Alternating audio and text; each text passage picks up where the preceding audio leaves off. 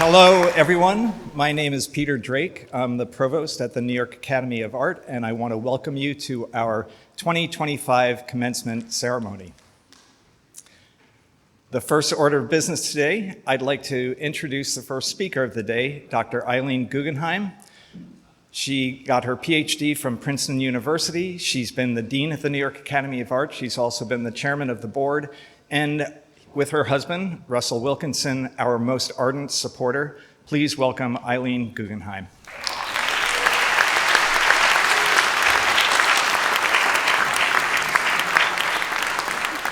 Thank you, Peter. Well, welcome everyone. And can I be everyone can join in congratulating the great class of 2025.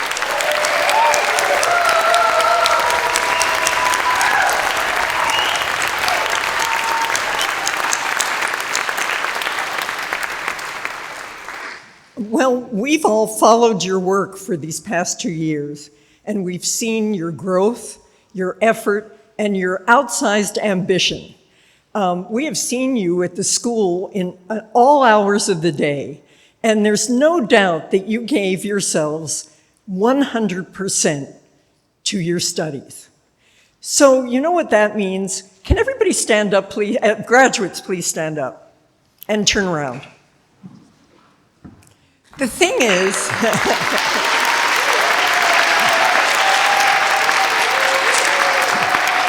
no wait. Graduates, please stay standing. The thing is, they wouldn't have been able to do this without all of you. So I would like to ask the parents of graduates to please stand.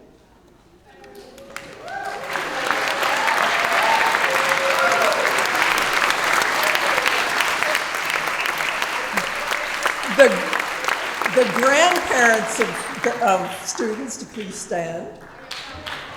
Grandparents.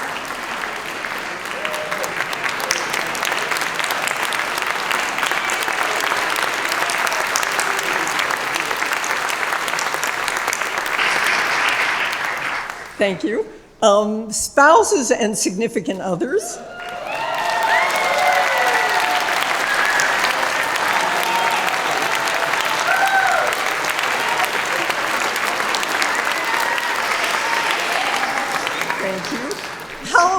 Cousins, aunts, and uncles, please stand.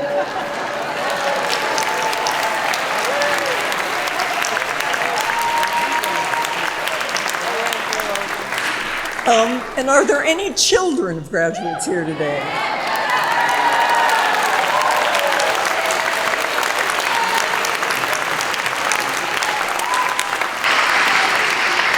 Well, now, what? Siblings?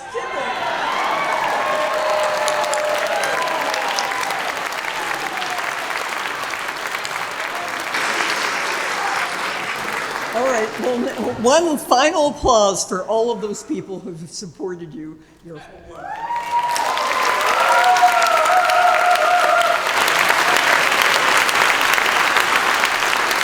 Thank you.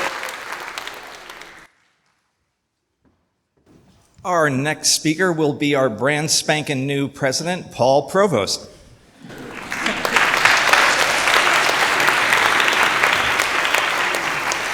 Thank you, Peter, and thank you, Eileen, as well. And good afternoon, everyone. It's wonderful to see you all. And to our trustees, to faculty, to families and friends, especially to all of you, our graduating students, welcome and congratulations. This is a joyous day. It's a day we celebrate not only what you've achieved, but who you've become. Because completing an MFA at the New York Academy of Art is no small feat. It takes talent, certainly, but also grit. It takes focus. It takes courage, curiosity, and a thick skin for critique. In short, it takes a kind of heroic persistence, which all of you have demonstrated. You've spent these last years learning the time-honored skills of painting, drawing, sculpture. You've worked in studios where the light is never quite right, where the air smells faintly of oil paint, and a lot of ambition. And you've come through all of this not only as better artists, but as deeper thinkers, more fearless makers, and contributors to a tradition that spans centuries. That brings me to a quote by a great American artist, Thomas Eakins. And Thomas Eakins said, "The big artist does not sit down monkey-like and copy a coal scuttle like a photograph. He keeps a sharp lookout for the essentials of the subject. He rejects the rest, he selects what is important, and, so to speak, restates it." There's something timeless about that idea, the notion that the artist must first observe the world with discipline and precision, then, through vision and craft, restate it, translating the real into the expressive. Eakins, of course, was a stickler for classical training. He believed that you needed a solid foundation, life drawing, anatomy, perspective, in order to say something meaningful in your own time. And because of that belief, he trained a generation of artists who were ready not only to depict the world, but to interpret it as well. And that is exactly what we do at the Academy.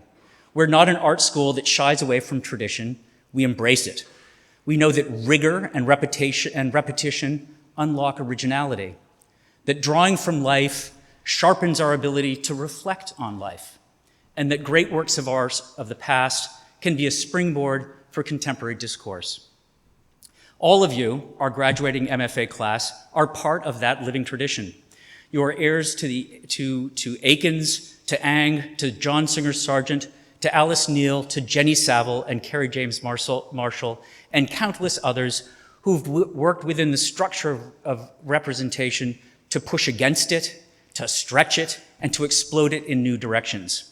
And your process, your work, is just the beginning. You've learned that time spent in the presence of great works of art teaches you this, that creativity is not a single act, but it's an ongoing process, one of invention, reflection, and renewal. That process can be thrilling, but it can also be exhausting. And it's definitely not linear. But it's a process that has delivered extraordinary art for centuries. You've lived inside that cycle here at the Academy, and you will carry it whenever and wherever you go next. Whether you're heading into a studio residency, taking up a teaching post, opening a show, or wondering where your next idea will come from, you know what to do. Begin again, invent, refine, reflect, begin again. I realize that graduation speeches can sometimes be a little too serious, so let me be clear. There is great joy in all of this. There's joy in waking up with a sense of purpose. There's joy in wrestling with a stubborn canvas until it finally clicks. There's joy in building community with fellow artists who get what you're doing, even when the rest of the world doesn't. And for me, after only 3 weeks, there's joy walking into the Academy and being part of this extraordinary community. There's joy in doing something that matters. So today, I hope you will carry that joy with you, along with the pride, exhaustion, and the relief. I hope you take a moment to thank your mentors, your peers, and your families. And I hope you'll look around and realize you are part of something larger than yourself, a lineage, a legacy, a community of artists who share your commitment to excellence. And know, too, that we will always be proud to count you among the graduates of the New York Academy of Art. So congratulations, class of 2025. Keep working, keep looking, keep inventing, and most of all, keep going. Thank you.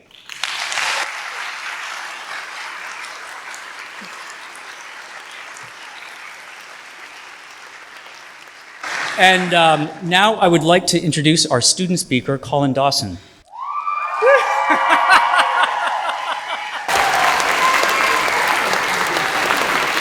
So Colin came, this rock star here, Colin came to the Academy already well-versed in observational sculpture and drawing. But what makes him so unique as an artist is his willingness to put all that training aside to create works of art that challenge the viewer and the artist himself. Colin's work examines gender stereotypes while still remaining truthful and aesthetically pleasing. Always stunningly crafted and deeply researched, Colin's work is the perfect embodiment of the Academy's mission. Colin Dawson, thank you.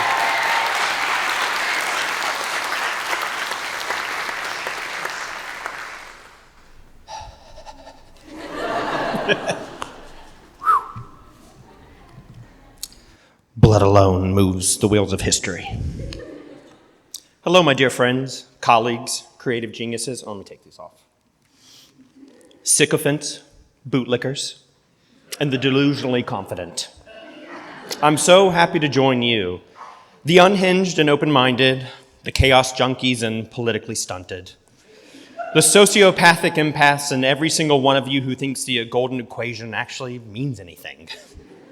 You beautiful wallflowers and entertainers, stoners, drinkers, lovers, exhibitionists and voyeurs, slobs and fastidious queens, degenerates, trust funders, lowlifes, and those committed to oblivion.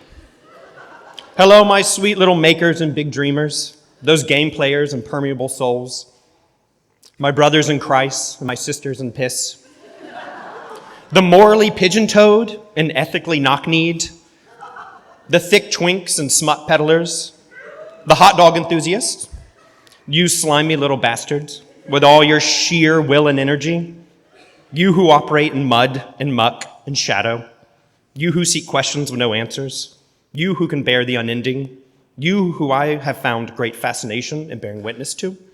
This has been a place for you all, and it's a privilege to join you here today.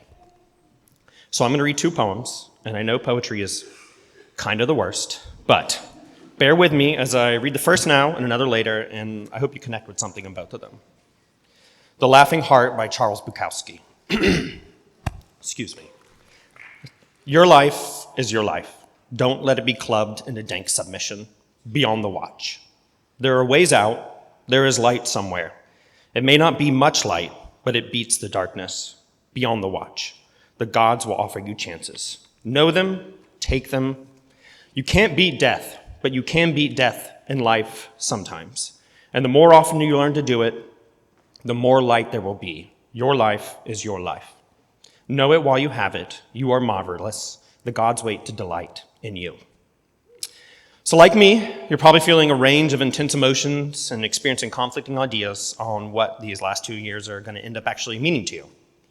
And I don't have any wisdom to share.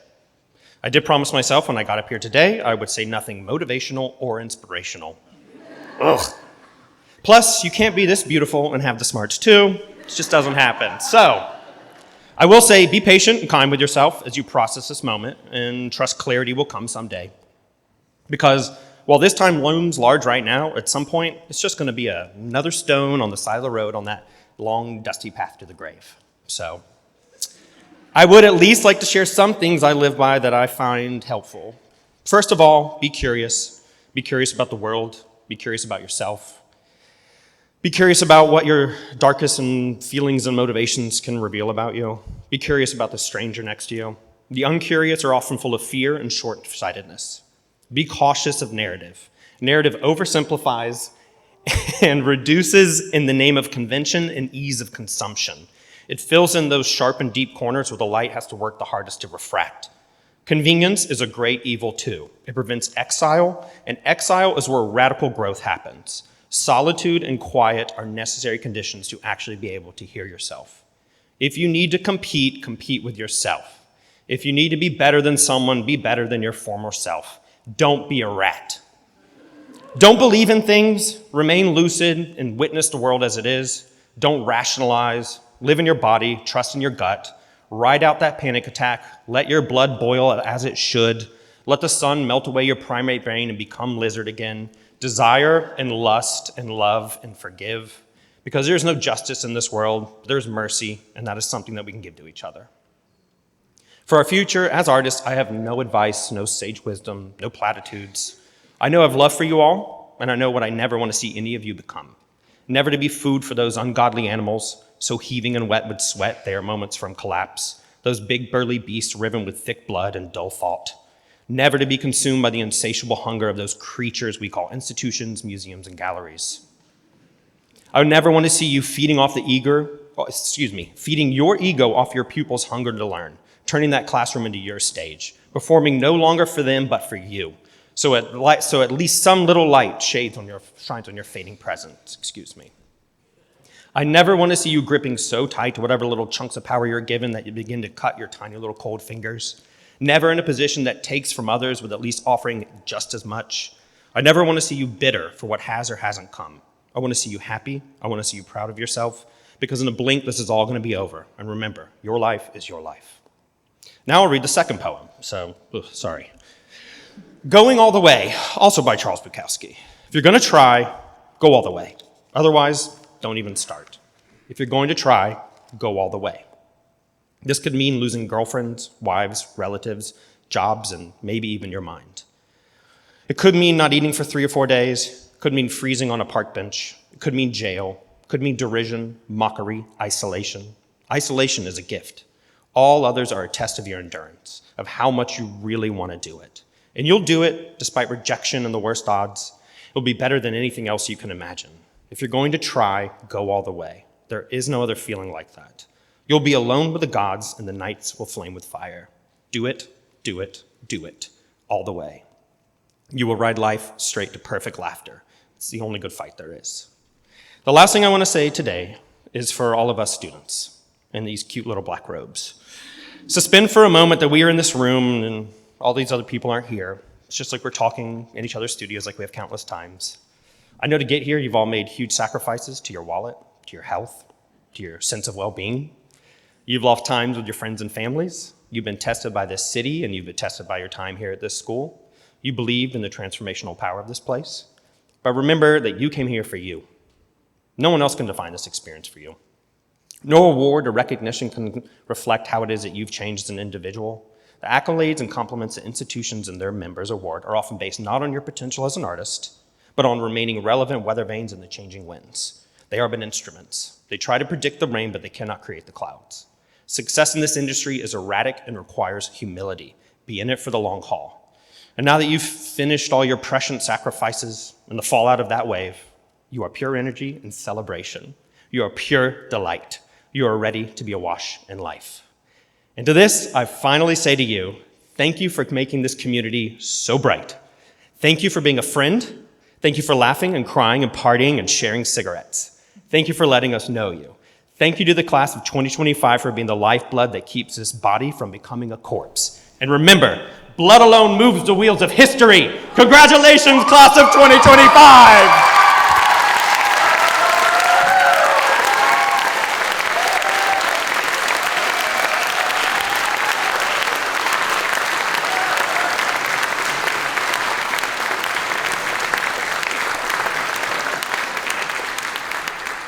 Thank you, Colin. That's fantastic. I'm delighted to introduce our distinguished guest and honorary degree recipient, Didier William.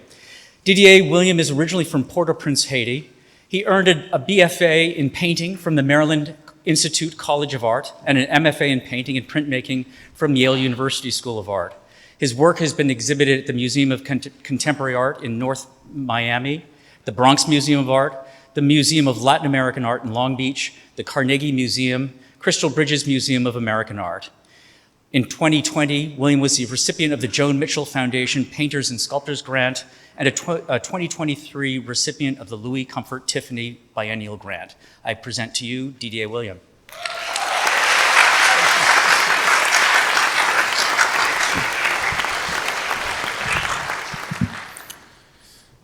Good afternoon, everyone. It's so great to be here with all of you. Thank you, Paul, for that wonderful introduction, and thank you to the students and faculty of the Academy for inviting me to join you for this momentous occasion. It is an immense honor. I've been here as a critic in the past, so it's wonderful to be here for a much more celebratory event. I must admit, when I first received this invitation, I was a bit taken aback, and I spent a while thinking about it and even thinking about reasons to decline. Not because I didn't want to be with all of you, but because it felt presumptuous of me to think that I could tell you about the life you're about to encounter. I did what many of us often do when we're acknowledged. I responded with incredulity and self-doubt and immediately thought, what could I possibly tell these folks about what awaits them? I'm still trying to figure it out myself.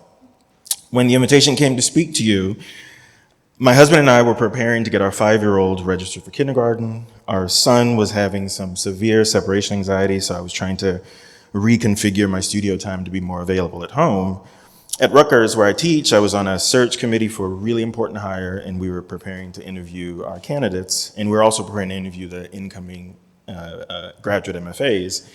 My show in San Francisco had just opened, and I was fielding questions and emails Also had a two-person show at the Frist, and the curators and I were trying to think through programming. And I was handling repairs of an artwork that got damaged. And I thought, oh, I think I do have some things I want to tell these folks about the life of a working artist.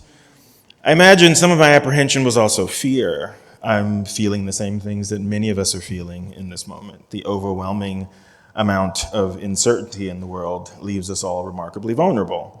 Even more so if we are Black, even more so if we are queer, and even more so if we are immigrants. And I fit all three of these marginalized categories.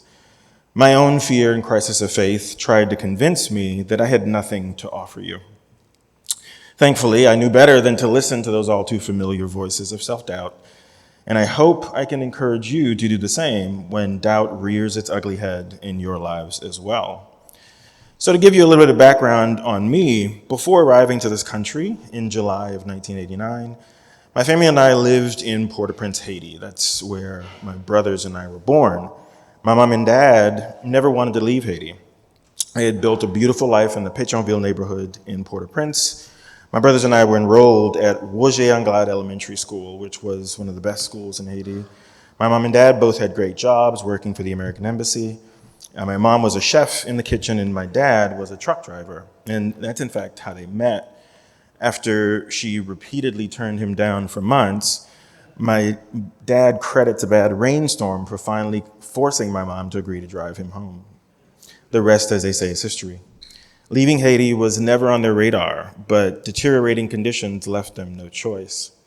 These days, I often ask them, how did you know it was time? What was the sequence of events that led you to believe that your home was no longer safe? I've asked them variations of this question many times, especially in recent months. I remember some years ago, I asked my mom the same question, irritated and clearly trying to rush me away. She said, I don't know, we just had to go. The time was never going to be right. I took that to mean for Black folks, time is seldom on our side, and sometimes the only certainty you have is your faith. This is also true for artists. Every time I asked this question of them, I got a slightly different arrangement of the same list of historical events. And even though I never asked it explicitly, I think my mom always knew what I really wanted to hear from her. She always seemed to be aware that I'm not actually asking her to list Haiti's history to me. She knows I know. Often, right as our conversation begins to taper, unprovoked, she'll reply, but we weren't scared, which remains unbelievable to me. How could they not be scared? They had 3 small children, me being the youngest at 6. My brothers Michael and Alan were 9 and 14. They sold off everything they owned, had the clothes on their backs and a few $1,000s. How could they not be scared to move to another country? My husband and I panic when we take the kids out for dinner and forget the coloring books and iPad. My parents, and for so many like them, survival isn't ever optional. Prior to working at the embassy, my dad was in the Haitian military under Papa Doc Jean-Claude Duvalier, a dictatorial tyrant who decimated Haiti's economy, tortured Haiti's citizens, and is partly responsible for the condition the country is in today. My mom lost her mother when she was 2 and was sent to live with relatives in a town in the southern part of the country. She was the youngest of 13 kids. I'm often asked whether or not there are other artists in our family. And I always answer emphatically, yes, my parents. While I didn't grow up with art on the walls or visiting museums, I was raised by 2 parents who always seemed fearless and undeterred and who believed in their agency above all else. These values have become foundational to my studio practice and my pedagogy. My mom never trained in culinary arts, but poverty and necessity taught her what food could do. She taught herself how to turn simple ingredients into meals that exploded with flavor, color, and texture. I was very much a mama's boy, still am. And so I took those early alchemical lessons in color, surface, texture, and carried them over into my painting practice. Before I understood whatever Joseph Albers was talking about, I understood how to pick a good lime based on the smoothness of the skin and the brightness of its green hue. Joking, I love Albers. My dad was an auto mechanic who never met a car he couldn't fix. When answers are unclear and the aggressive fog of this art life descends on my day, I find myself returning to my dad's ingenuity and resourcefulness. I witnessed them daily trying to navigate a world that rendered them alien, and I saw them respond by making magic. For me, there was no better translation of their creativity than a life in art.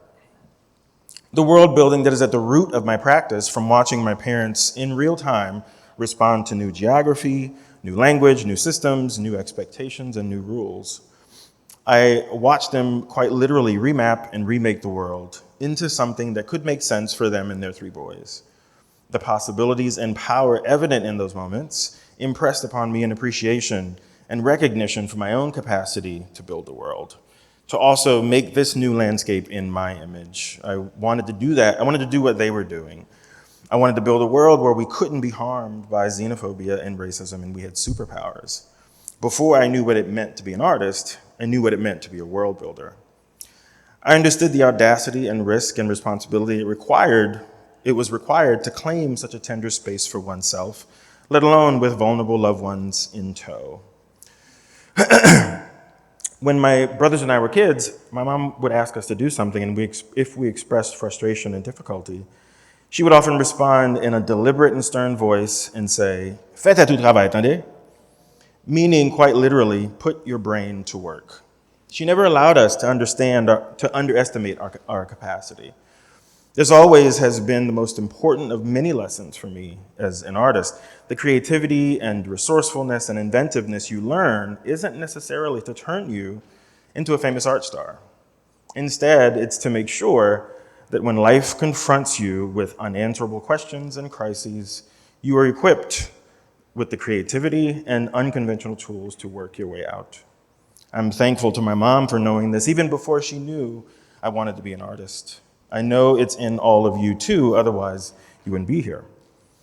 Those lessons have remained critical for me as I began my career, and certainly now ever more so as a working artist, a beloved husband, and an exhausted father of 2 toddlers.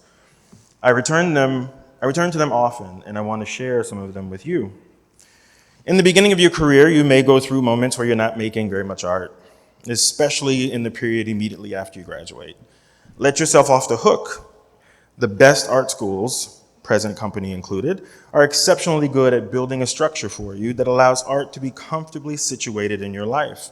However, upon graduating, you now have to build that infrastructure for yourself and show yourself some grace. It takes time. Like any foundation, if you build it securely and with integrity, it'll withstand the inevitable fractures and fissures yet to come. Institutions, like Colin mentioned, no matter what form they take, aren't your friends. Certainly, strong bonds and relationships are formed that transcend the institutional and commercial relationship, which is beautiful. But always stay aware of the asymmetrical power dynamic that exists in that relationship between you and the institution, and always take steps to protect yourself from the very beginning. Practice this in the beginning of your career while stakes are relatively low. It'll be easier to manage in the long term. To those of you who have kids or who eventually want them, what can I tell you? The art world, much like every other industry, can be hostile to family life. Stay firm in your boundaries. Becoming a parent opens up your world in ways you can't even imagine. The exhaustion is a small price to pay for what can only be described as a cosmic transformation that occurs in every part of your life, including your studio. Those beautiful babies will introduce you to new parts of yourself. Listen to those new parts of self. They know you better than the art world. Define what success means for you, no matter what level of success you achieve. The key to survival is building a practice that is scalable. This is a vulnerable field we've all committed ourselves to. The violent ebbs and flows of the art world are indiscriminate and brutal. And as artists, we have the least amount of protections. Find your center as early as you can, and hang on to it regardless of feast or famine. The mirage of fame is potent and loud, but do not be seduced by it. Rather, identify the relationship you want to have with your work and maintain that and keep your feet firmly planted on the ground. The rest is out of your control. Actively attend to your mental, physical, and emotional health. You can't make art without these key collaborators. And even if you can, history has taught us the most tragic consequences that lie on the other side of that gamble. Protect your health at all costs. Institutions will ask you to sacrifice your health and wellness for the sake of the institution. Always refuse this. The market wants you to believe that you are an indefinite resource. You're not. Your health matters, your wellness matters, your joy matters. Be ready for the opportunities that will come your way. One of the best pieces of advice I got when I was in the seats that y'all are in right now was from a former mentor. She and I were having dinner and catching up, and I was beating myself up for not getting some award that I was really, really looking forward to. And she responded, "Honey, just keep working. You never know who's watching. You have no idea who's admiring you from afar." And by this, she meant sometimes opportunities are heading your way that you may be unaware of. And if you despair in the minor faults along the way, you might miss the triumphant end that's been tailor-made for you all along. Do your best to rid yourself of false urgency. Artists need time above all else. It's also the one thing that even success will not bring you. Market forces and institutional forces will try to convince you that now is all you have. These instruments function on manufacturing urgency in order to exploit your ambition and turn it into labor. Resist this. When trying to make a difficult choice, always go with the one that gives you more time. Remember that you are not only the maker, but you are also the first viewer. While the work isn't limited by your subjectivity, you are, however, the first point of contact between that work and the outside world. In thinking about what I wanted to say to you, I couldn't help but reflect on the folks who delivered my commencement addresses. They all gave the same variation of "the world is in trouble and now is the perfect time for artists to get to work," which is to say that things may seem bleak now, but the world has always been in trouble. Marginalized and subjugated people have been trying to tell us this for generations. One of the most difficult things to come to terms with is that the life of an artist, and perhaps all life in general, is concurrent. By this I mean that residency you've been waiting for, it might happen when you're about to have a child. That dream job you've been hoping for might come along when you have a death in the family. That competitive grant you've been applying for, you might get it during a global pandemic. Those beautiful babies that you love so much, one of them might get sick the morning you have to give a commencement speech at the New York Academy. Our ambitions are quite good at sculpting for us an ideal image of what success looks like.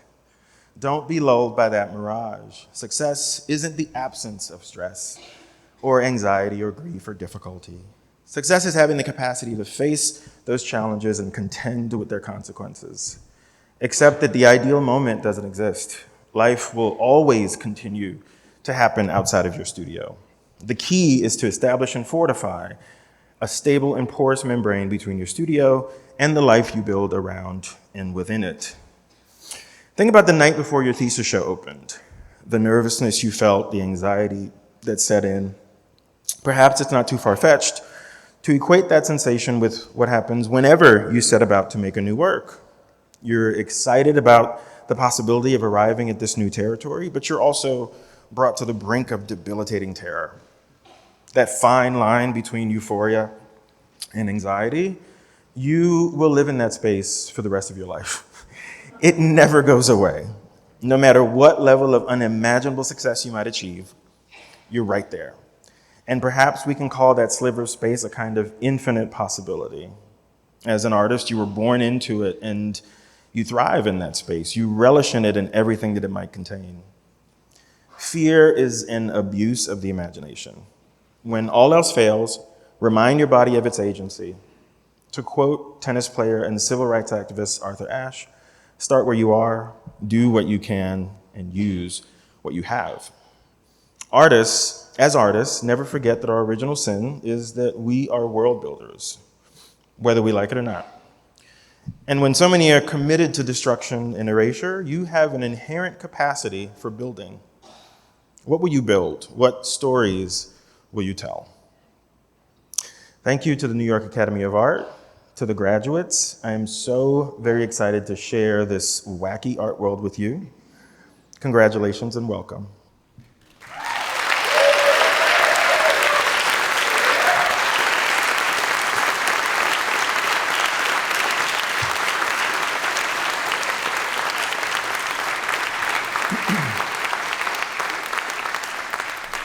Didier, that was beautiful and truly inspiring. You have no reason to doubt yourself as a public speaker. The Academy is fortunate to have the support.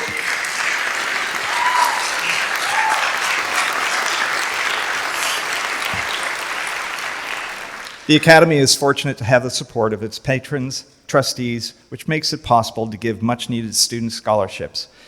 We also have the generosity of so many in the artistic community, including museums, art supply stores, foundations reflected in our commencement awards.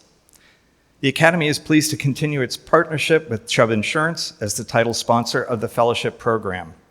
The Academy awards the Chubb Postgraduate Fellowship to outstanding individuals based on the quality of their work, potential for growth, and commitment to the Academy community. The fellowship allows these artists to spend one postgraduate year in residence at the Academy. The 2026 Chubb Fellowships are granted to Sierra Merida,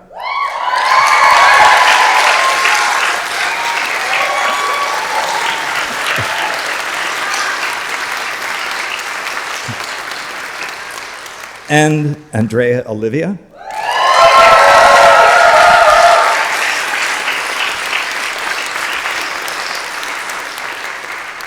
both graduates from the class of 2025, and Corbin Carlton as an alumna from the class of 2024.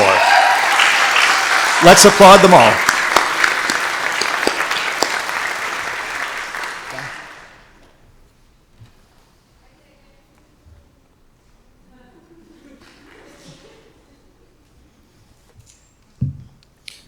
We will now confer the Master of Fine Arts degree.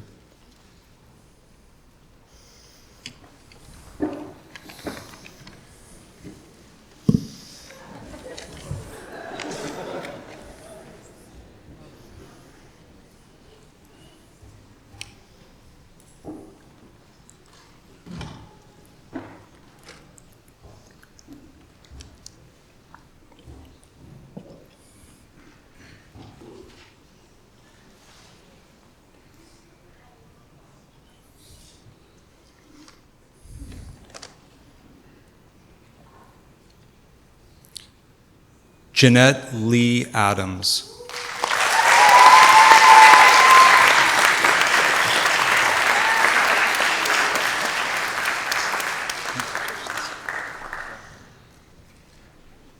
Susanna Aldonando.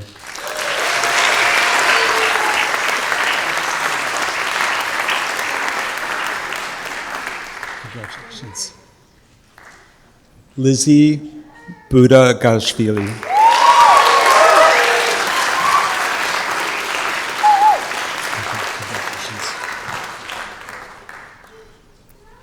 Anuki Bujiashvili.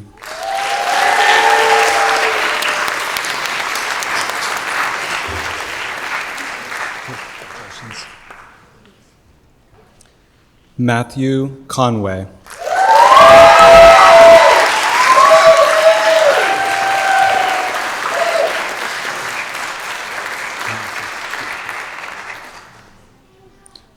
Alyssa Cotton.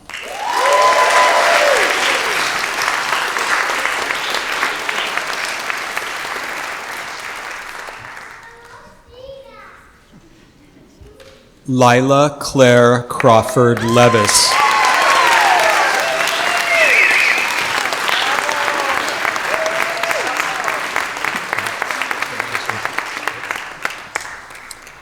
Colin Dawson.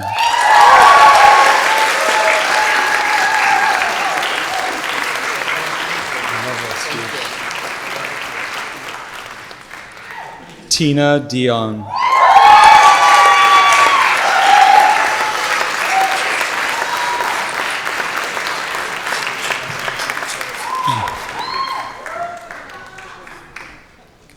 Sarah Jean Pain in the Ass Cowboy Dixon.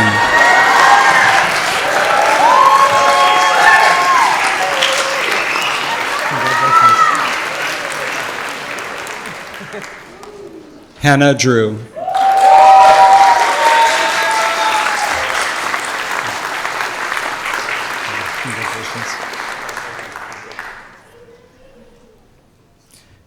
Precious Iboy Bodin.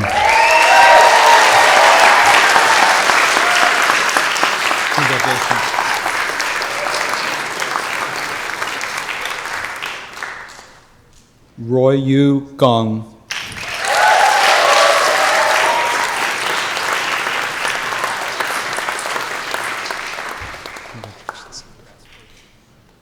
Piper Grant.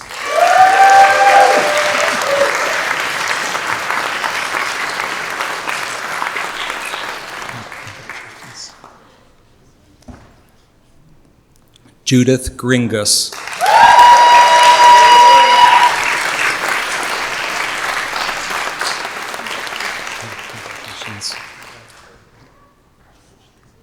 Pragati Gunasekar.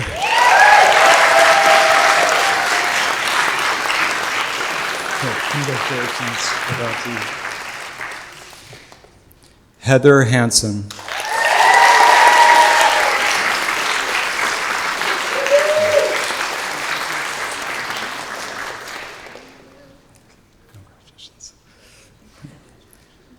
Alexa Mingyan Huang.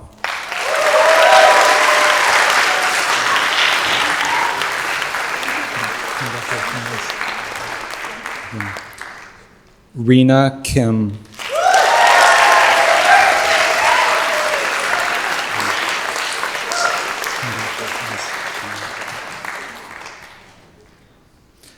Anna Nabiha Krasky.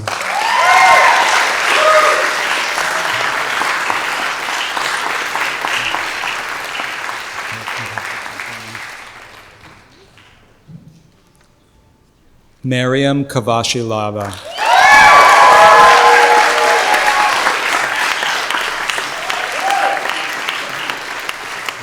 Congratulations. Zachary Bennett Lee.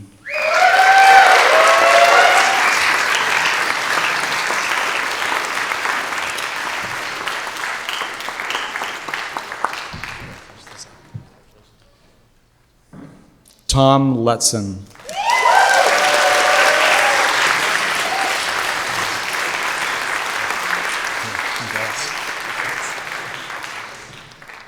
Paula Lima.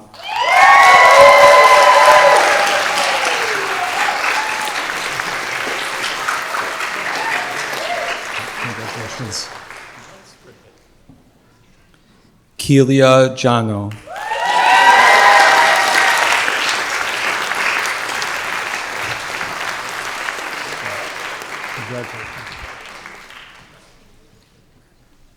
Holly Cornell Lowen.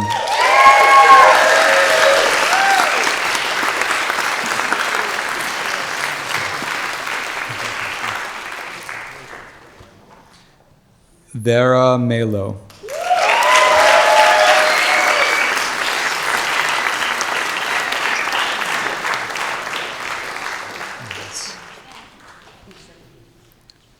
Sierra Merda.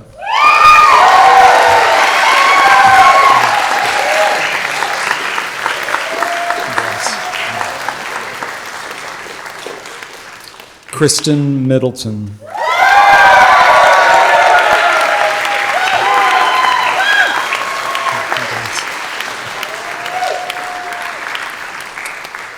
Claudia Ackerman Mulaney.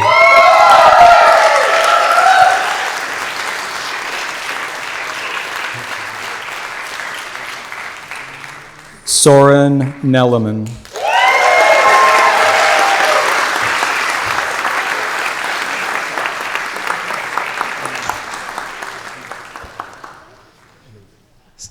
Sarah Nevius.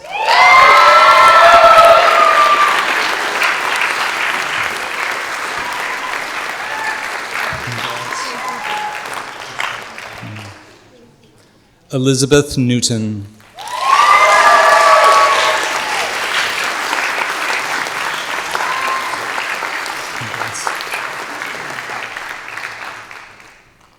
Daviti Nikolozishvili.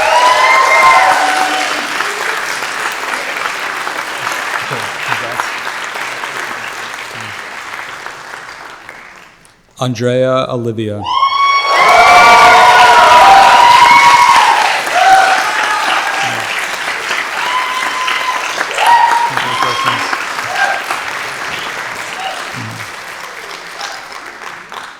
Elif Olmez.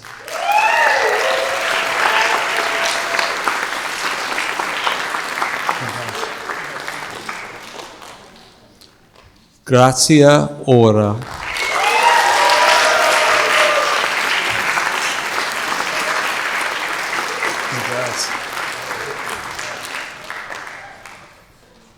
Sierra Orozco.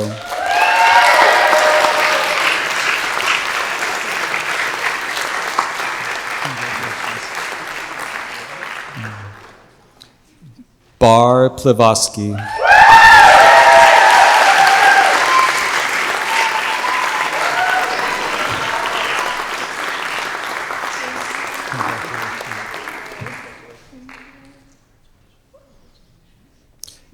Gabriel Alejandro Sanchez.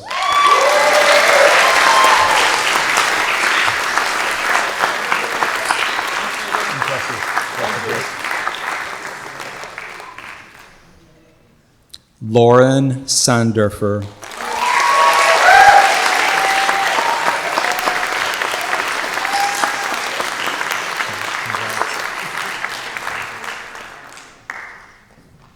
Alexander Oliver Shanks.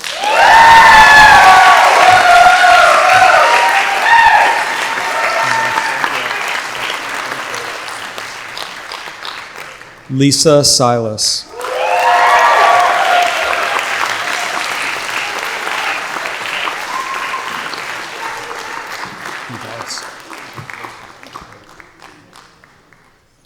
Kathleen Simcoe.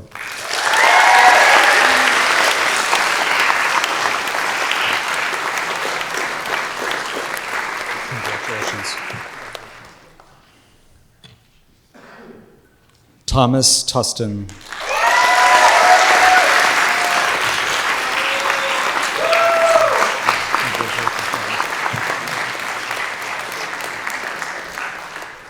Cass Waters.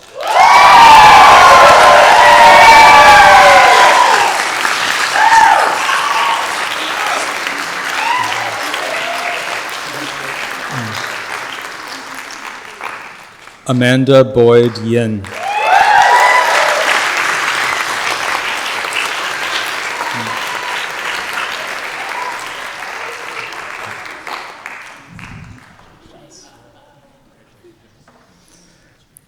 Carla Yubi.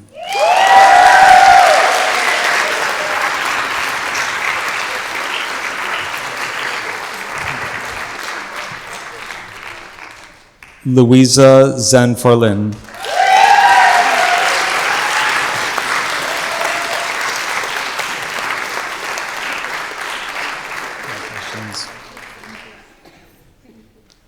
Natalie Zungis.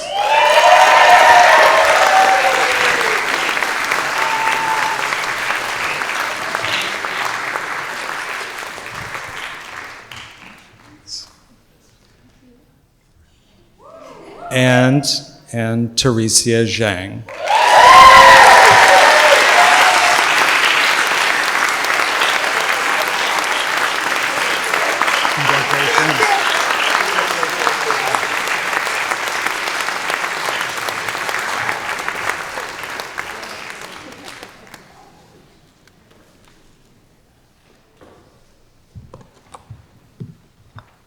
We will now confer the honorary doctorate degree.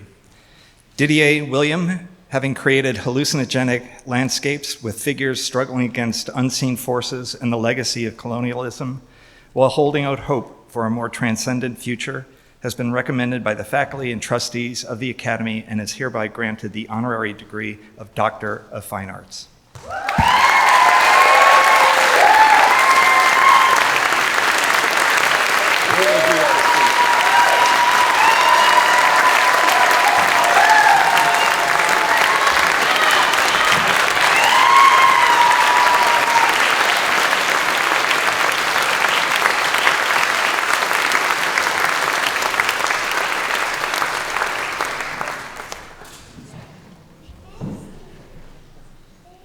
Will all graduates please rise? By the authority vested in me by the New York State Board of Regents, the National Association of Schools of Art and Design, the Middle States Commission on Higher Education, and the Board of Trustees of the New York Academy of Art, I declare you graduates of the Master of Fine Arts program of the New York Academy of Art, entitling you to all the rights and privileges pertaining to your degree. Congratulations.